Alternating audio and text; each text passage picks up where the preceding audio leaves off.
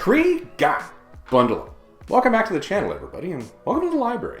I'm Tennessee Fats, and I'm coming to you from here today, and I'm shooting a video a little off kilter, a little different, a little midweek, because I just spent 2 solid days doing nothing but sitting and thinking. Now, I know many of you are thinking, God, that sounds incredibly boring. It was incredibly boring. But I needed that time. I needed that time to actually process this image over here. Now, I'm not saying that this image really triggered me. Many of you will have clicked on this video because you know what that image is and you know what it's referring to. Today, we're going to be talking about heavy metal, everybody, specifically the Heavy Metal Kickstarter. I am part of the angry mob. I am angry, but I'm going to take a step back here and walk through what happened. And I do actually want to give positive feedback. Positive as in pat on the back, well done. So we're going to talk about that in part 1. That's right, I just referenced part 1. We're going to shoot this video in old school BBC time team style. What that means is 3 parts, segments in between with fancy drum solos. Dum dum da dum dum da dum. Now we don't actually have drums because we're zero budget studios here, but we'll do something in between there just to get it across. Now, without any further ado, let's switch the whole camera around, get to the desk, let's have a chat.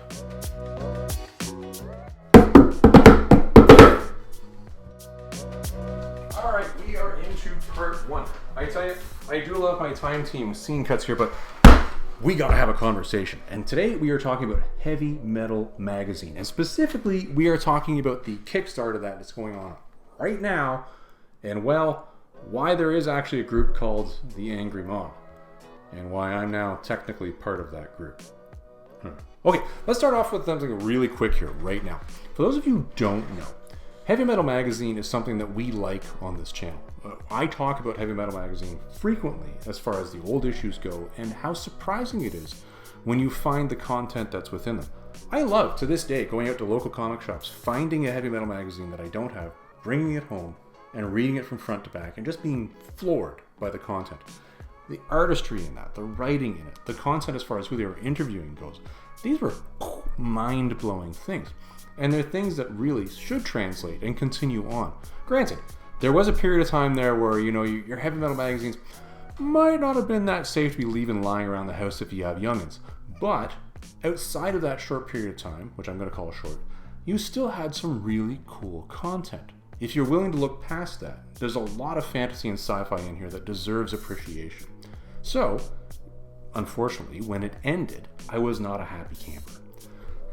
2024, late 2024 comes around, and suddenly there's a Kickstarter. And yes, Chris, this video specifically is just for you. Kickstarter, that Heavy Metal Magazine is coming back. November the 25th, 2024, it goes live. November the 25th, 2024, I immediately back it. I am not wasting any time on this whatsoever. February the 26th, 2025, Backer Kit Surveyor comes out. February 26th, 2025, I fill out the Backer Kit survey. I send it back immediately. I want there to be 0 chance of muffing this. I want these books. Things start to go a little bit awry, sometimes late in March, though.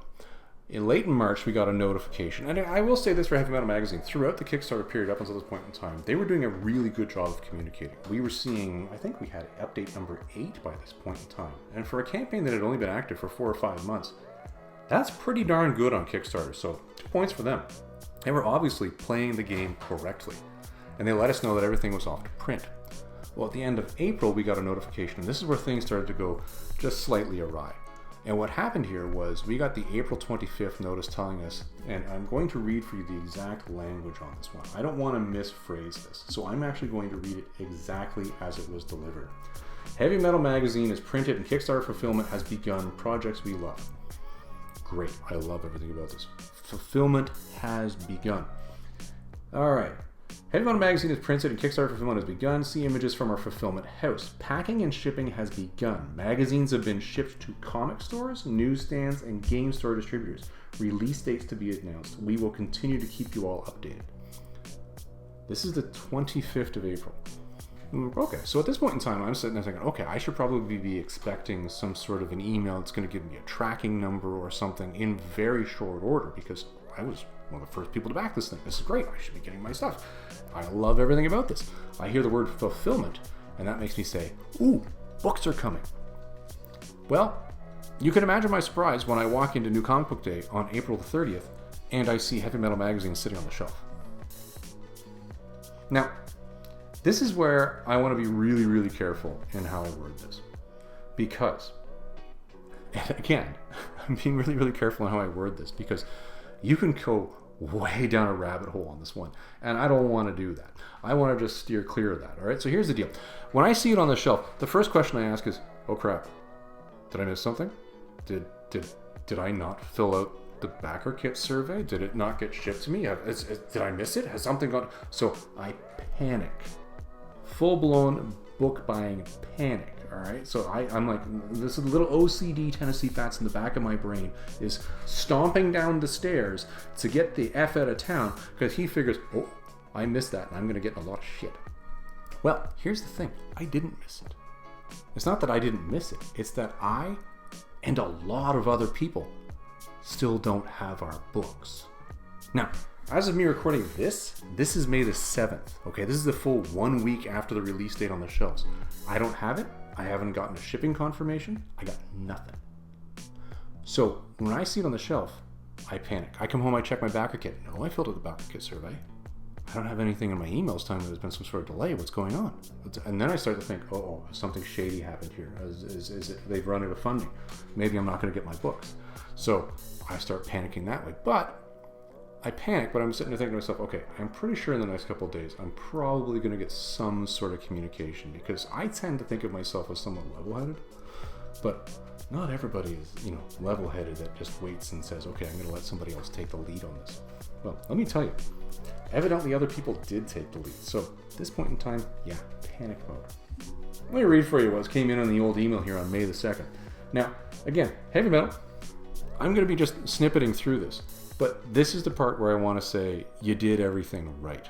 And I want the viewers out there to know, as a backer and as a Kickstarter backer, I'm supporting everything you're doing to make this right. All of your actions are going well. And I'm going to walk through the two big ones here at the end of this whole section we do in the video. So, number one, this is the one that comes out on May the 2nd, 2 days after it's released. The subject line, we hear you and we're committed to making this right. What? I never... Good start. Okay, to our incredible backers. First and foremost, we want to thank you, truly, for your support, your patience, and your passion. Okay. Some of you have been rightfully upset to see Heavy Metal magazine appearing in comic stores before it landed in your mailboxes. Directly acknowledging exactly what my concern was. Okay, good. We've heard your concerns. We want to speak openly about the situation with with issue number 1, fulfillment. It was never the experience we intended for you. We committed to our backers, our most loyal supporters. They would receive their copies before anyone else. And while we did begin shipping your rewards before the book hit stores, the scale of this campaign, combined with unforeseen delays, meant we were unable to meet the commitment across the board. For that, we sincerely apologize. Okay, that's step number 1. You admitted you've done something wrong and you've apologized for it. And step number 2 is what comes next. Let's just continue going through the actual explanation here, though. The Kickstarter was far larger than we anticipated, with more than 11,000 individual orders and over 40,000 items to fulfill. That's a lot of books. While that's an incredible milestone, it also created a significant logistical challenge. Despite these hurdles, shipping is now well underway, and we're dispatching hundreds of orders every single day.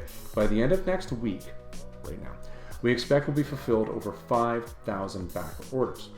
We want to be clear, your items are on the way. Every package is being packed and processed with care. Okay, all right. Not only have you told me what went wrong, granted, and again, this is one of those things where success is almost one of its own punishments. You did really well. I'm glad to see you had 11,000 backers, but 40,000 items, that's a F ton of books. You guys are going to be busy for a while. Okay, I'll give you that. Okay. But the next thing that comes in here is, again, giving me the value proposition.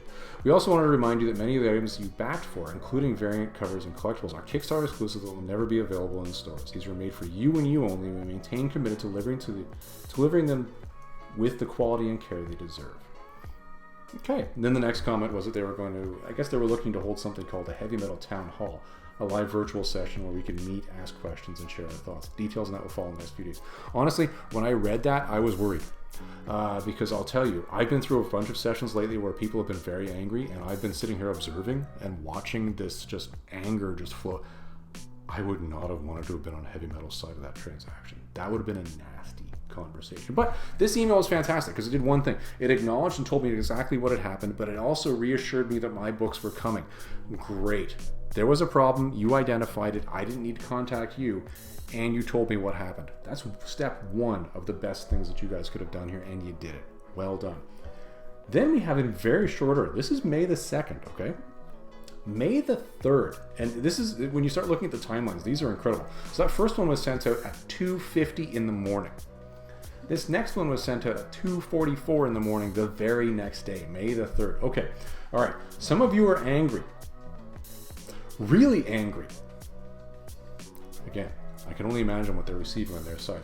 Now, all of you, I'm sure, are disappointed. And honestly, fair enough. Heavy Metal #1 was in comic store shelves before it showed up in your mailbox, and that sucks, and we know. It doesn't make sense. It doesn't make us scam artists or evil masterminds. I think that very well placed in there. Because again, bear in mind what ran through my head. I was thinking, oh, am I getting these? Has something shady happened? Is there just, as I've run out of money? The production's not... Very well done. It makes us a small team who got overwhelmed, ran into uncontrollable delays, and messed up our rollout. That's on us. But here's the thing, we want to make this right. So from here on in, we're officially naming you the Angry Mob. And you're getting the royal treatment. Now, okay, I read that, and I was like, are you kidding me? You're calling me part of an angry mob. Granted, I was angry. Okay, I'll get that. I was more frustrated than angry, but again, okay. But really? Okay. Starting now, you're in an exclusive club for the next 12 months. Angry Mob members will get bonuses, weird perks, and stuff they'll probably regret offering first up, and then they talk about a variety of other things in here that we as Kickstarters are going to get. And for you who are not Kickstarters, well, you're not going to get them. Here's the deal. They've offered something else. And in fact, they even went further than that, because that email came out at, 2:44 in the morning on the 3rd, and within 4 hours we get, no, we've actually rethought it, and instead of having you guys come up with art to represent the logo for this, we'll pay our own artists to do it. And it's not just a 12-month thing that you're going to be part of the Angry Mob, it's a lifetime thing now. Okay, so something went wrong. That's number one. But Heavy Metal Magazine identified the problem, reached out to me.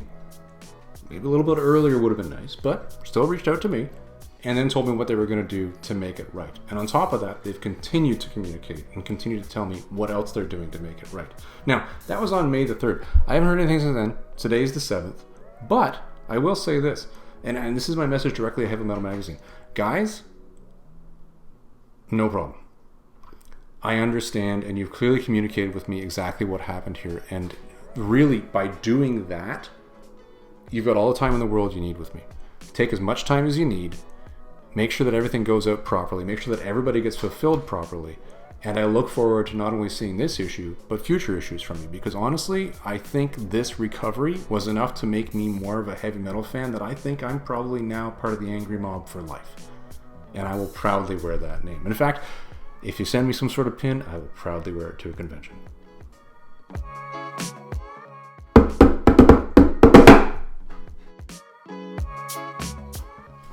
All right, part two. Now this is one where I'm not going to really. This is not a slam your hand down on the desk and be angry segment. In fact, this is one of those ones where I just went, what the heck? Okay,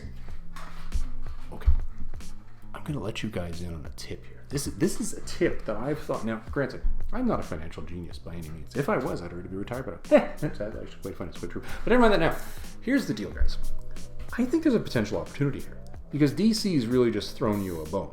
Now, here's where I'm going with this one, and here's how I'm going to wrap this guy up back at the end of this particular segment. I don't normally read new comics. In fact, the Aquaman one, which is the one that I'm reading from DC right now, was kind of fun. I did pick up the all-in first couple issues of Superman, Wonder Woman, and what was the other one that I picked up? I can't remember because I haven't read them. Oh, the Batman, that's it.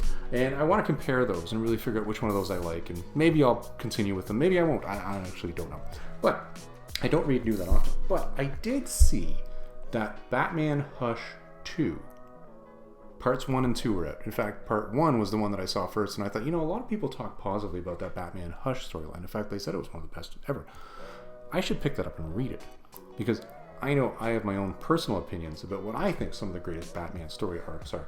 And if somebody's saying that's the best ever, well, at least I'll read part 2 and I'll see what the heck this whole thing is all about. I bought it.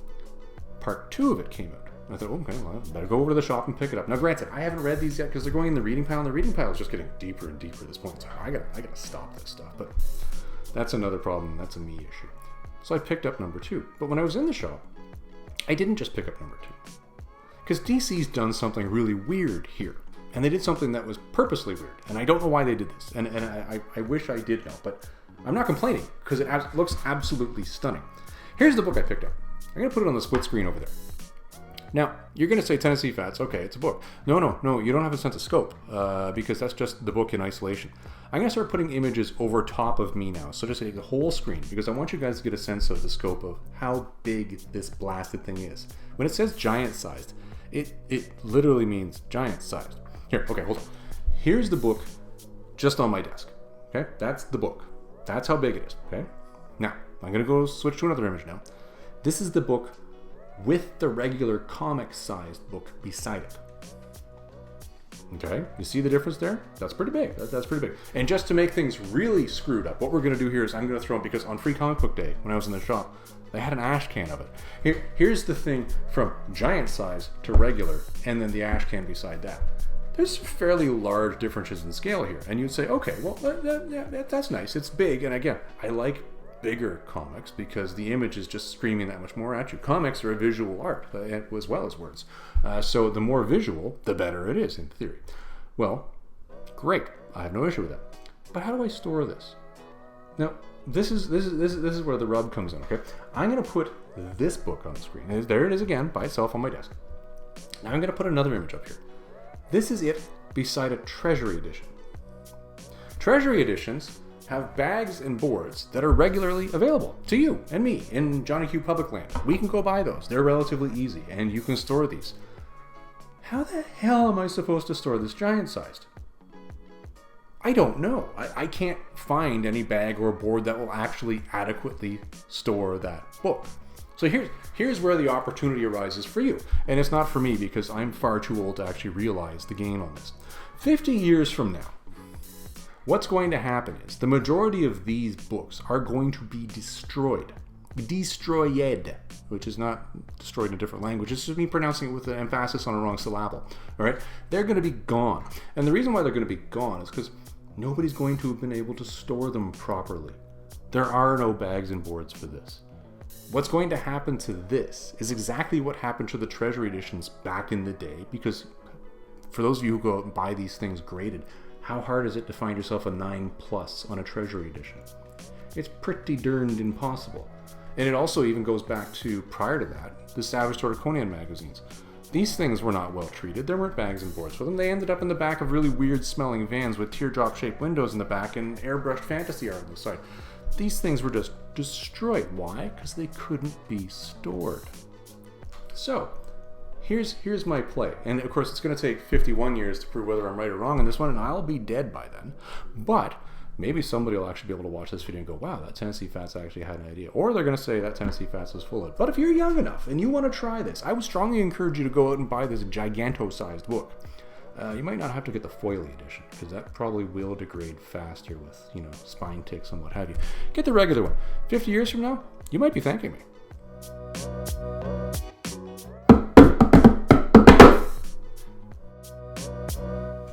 Alright, it is part 3.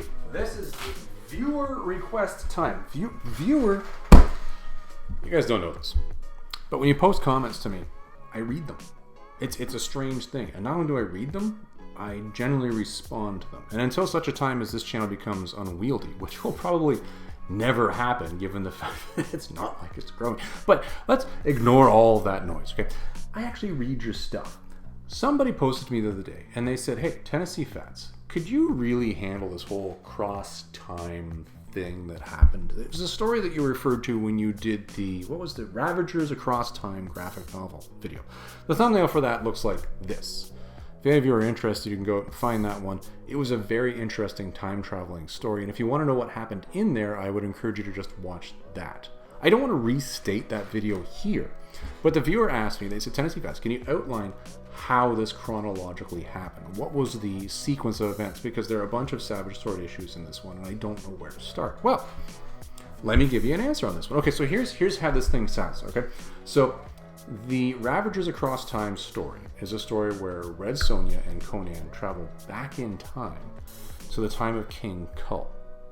All right, and there is a character that is particular to this story that actually continues not only through some Kull mythos, which was kind of written after the fact, as well as some early Conan mythos, to the point where you actually get it coming back at the end, where Red Sonja and Conan then go on further adventure, which involves some more time noise with Gunnar the Pict, who I have a lot of Hyborian Age conspiracy theories about, but if you want to check that out, I'll put the link down in the description below for you. So here's the deal. Here's how the whole thing happens. So the first thing is that this particular bad guy has had a bad interaction with Kull, but not while Kull was a king. It actually happened while Kull was a barbarian.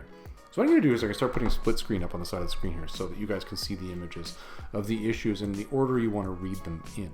If you want to follow this thing along chronologically, not by release date. So you want to start off with Savage Sword of Conan number 229. This is the start of the story where Kull the Barbarian goes out on this mission where he has to eradicate this bad guy. That continues through Savage Sword of Conan number 230, 231, 232, and then 233. That's probably the largest span of Savage Sword that actually pertains to this story. And in that, and I'm not going to spoil this thing here, Kull and the bad guy have some interaction, which then leads to the situation being what it was, when it is then picked up, actually by Conan, many thousands of years later. The first interaction that actually happens here is in Conan the Barbarian, which is the regular Conan the Barbarian Marvel series, number 37. It looks like this. And in this one, Conan and Rotath have their first run-in. But at that point in time, you don't really know what the importance of that is.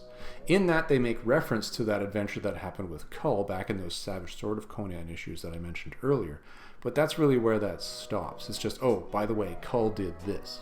And what's interesting is those Savage Sword of Conan issues weren't written until like 20 years after Conan the Barbarian number 37. Kind of weird. Anyways, the story, the next one that you are going to want to read, and it doesn't actually pertain to this story, is actually part of a crossover event that went back and forth between Red Sonja and Conan the Barbarian in their comic adaptation back in the day, not in the magazine versions. You don't need to read the whole crossover event, but you do want to read this, which is Conan the Barbarian number, I think it's 68. Yes, it is 68. And in that, you have Conan first meeting Kull, at least as far as they know. This is important because in that there are characters and there is an actual storyline that's evolved that actually is part of the opening of the Ravagers Across Time, which is this book over here. So again, you've got, what is that? I guess at that point in time, you've got 4 or 5 issues of Savage Sword, 2 issues of Conan, and then you can jump into the Ravagers Across Time. When you want to finish that and see what happens after, when Conan and Red Sonja return to their own time with Gunnar the Pict, then you want to go actually into earlier Savage Sword of Conan issues, which is this, 223, and this concludes in 224. And that's it. It's a lot of issues, I know, and it sort of jumps around in the timing on the release, and it takes a fair amount of digging to get that whole thing done. But as I say, you want the later Savage Sword of Conan issues, then the 2 early issues of Conan the Barbarian, then the Ravagers Across Time, and then you go back to earlier issues of Savage Sword of Conan. It's a weird wraparound way of getting it, but if you do that, you will get the full story with all the parts moving chronologically. And I hope that helps. If any of the rest of you have any questions where you've watched one of my videos and you've said, Tennessee Fats, hold on, explain this to me more, and could you put this into something else? Put that down below. I have no problem putting these into our videos to help out you guys when you're out there hunting in the wild. Alright, let's wrap this bad boy up. I'll tell you, this was a fun one for me because it was just a cathartic thing. I got to get stuff off my chest. I got to get things that were bouncing in my head out. I had a list of things that I had to talk about, and it's all done. It's a beautiful thing. Once again, though, Heavy Metal Magazine, if you're still watching, I'm hoping that the rest of us, as in the parts of the angry mob, are picking up what you're laying down. I gotta tell you, at this point in time, after thoroughly mulling the situation, I'm down with the Anger Mob. I think it's a good idea, and I think it's a really good thing that you're offering. Everybody, I hope you enjoyed this video. We'll see you in the next one.